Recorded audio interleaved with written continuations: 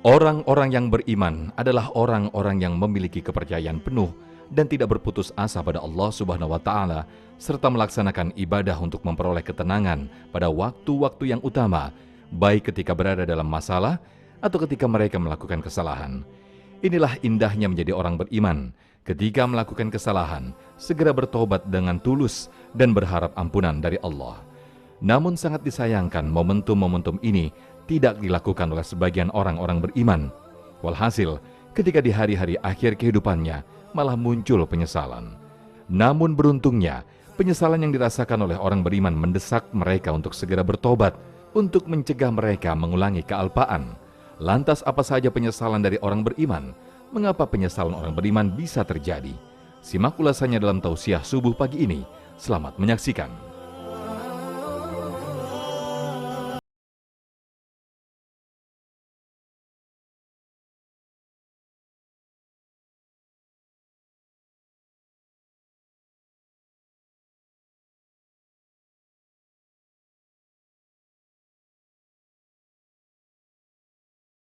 Assalamualaikum warahmatullahi wabarakatuh.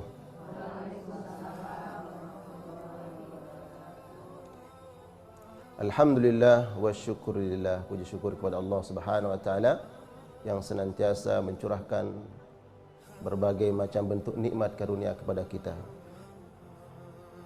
Di dalam surat Al-Fajr yang tadi Allah Subhanahu wa Ta'ala mengawali dengan wal fajr, di situ ada kalimat yaqulu ya laitani qaddamtu li hayati.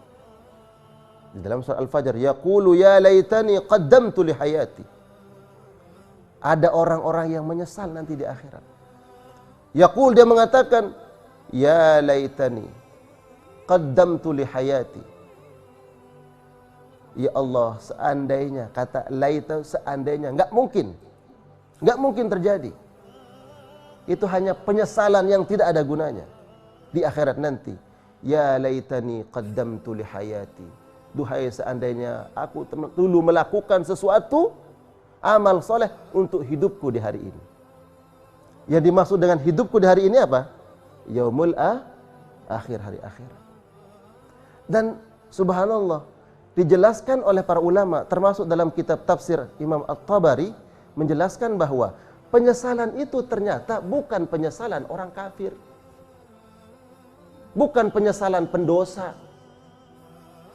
Penyesalan itu keluar dari lisan orang-orang beriman kepada Allah.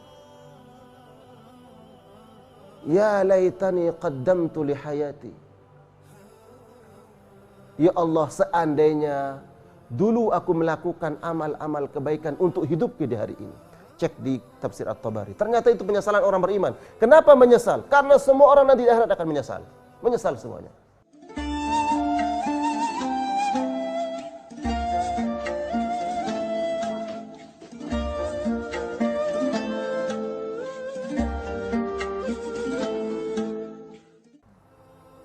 Yang datang membawa pahala sebesar gunung, dia lihat ada sahabatnya yang datang pahala dengan membawa 2 gunung yang besar.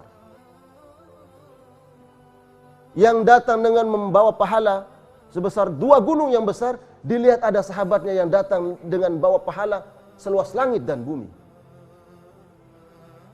Kemudian ya laitani qaddamtu li hayati. Kenapa dulu enggak ya?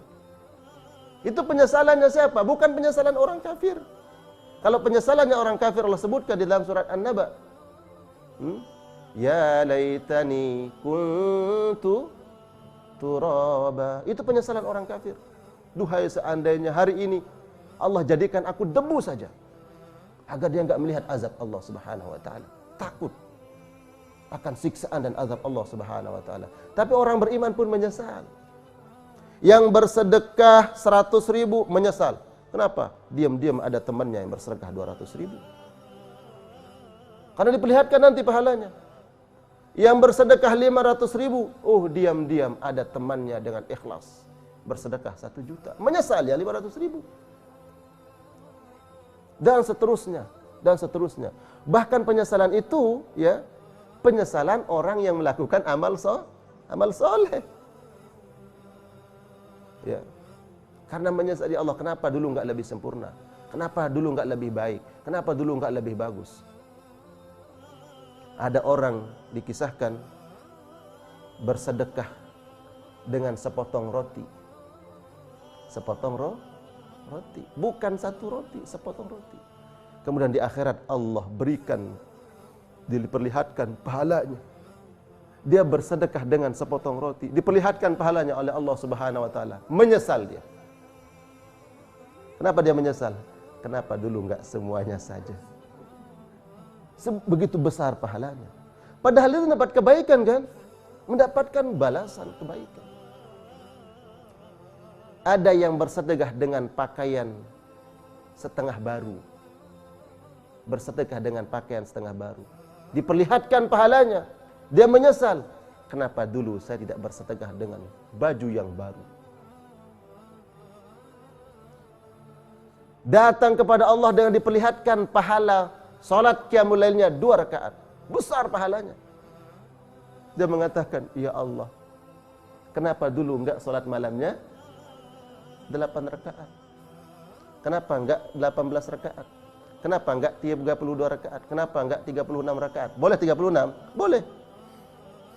Salat tahajud 36 rakaat, siap?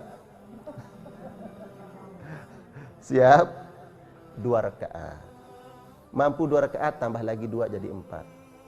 Mampu 4 tambah lagi 4 jadi 8. Mampu 8 tambah lagi 8 jadi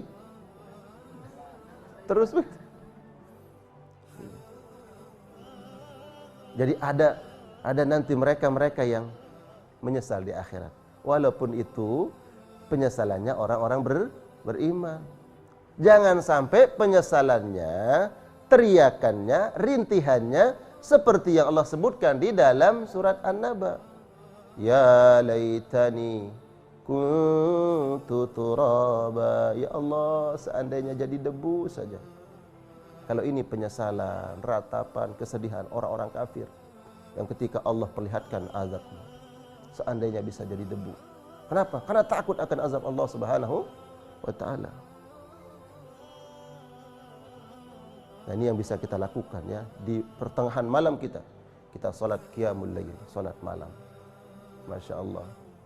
Wa minal laili fatahajjad bihi nafilatan lak. Asa, lanjutkan. Ay yab'atsaka rabbuka maqaman mahmuda. Ini memang perintah kepada Nabi. Perintah kepada Nabi itu juga perintah kepada umatnya. Sebagian malam itu hendaknya coba fatahajjad. Tahajjud itu kalau kita terjemahkan ke bahasa kita apa? Tahajjud, berarti munajat. Ya, kita terjemahkan munajat, agak mirip bahasanya. Bermunajatlah di malam itu. Fatahajjad. Bangunlah kamu salat tahajud, salat malam.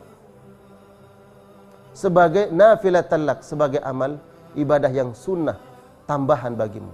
Apa sebab? Asa ayyab'atsaka rabbuka maqaman mahmuda. Dengan itu Allah akan mengangkat derajat. Allah. Dengan amal ibadah salat malam Allah angkat derajat kemuliaan. Bangga enggak kira-kira nanti kita tiba-tiba diberikan duduk oleh Allah dengan manusia-manusia mulia yang dimuliakan oleh Allah? Bangga enggak kira-kira? Ya Allah, dipanggil, mana mereka-mereka ahli tahajud, sebut namanya satu persatu. Ada Bunda Yanti, Masya Allah, keren sebut namanya. Ya kan? Bunda semuanya disebut. Ya kan? Kalau saja orang itu senang ketika Pak Presiden menyebut namanya. Ya, mana Ibu disebut namanya. Kira-kira bangga enggak? Senang enggak? Senang. Apalagi itu yang menyebut Allah Subhanahu wa taala di hadapan malaikat-malaikatnya. Diangkat derajat. Asa ayyab'atsaka rabbuka maqaman mahmuda, di tempat yang terpuji. Tempat yang terpuji di mana? Minan nabiyyin, itu tempat yang terpuji. Wasiddiqin, wasyuhada, iwas salihin. Ini adalah tempat-tempat yang terpuji. Ya. Singgasana yang Allah berikan kepada mereka dan nabiyyin, para nabi. Mungkin enggak kita derajat para nabi? Enggak mungkin. Selesai kenabian. Wasyuhada, orang-orang syuhada. syuhada, orang-orang yang mati syahid di jalan Allah, membela agama Allah. Ada darah kita. Kayaknya medannya nggak ada, waktunya nggak ada, yang memerintahkan juga nggak ada, nggak terbuka untuk kita. Ya, siddiqin, as-siddiq, orang-orang jujur, was-salihin, dan orang-orang soleh. Kita level inilah orang-orang soleh. Makanya kemudian orang-orang soleh itu suaminya sholat di masjid. Jangan sampai jadi suami soleh leha.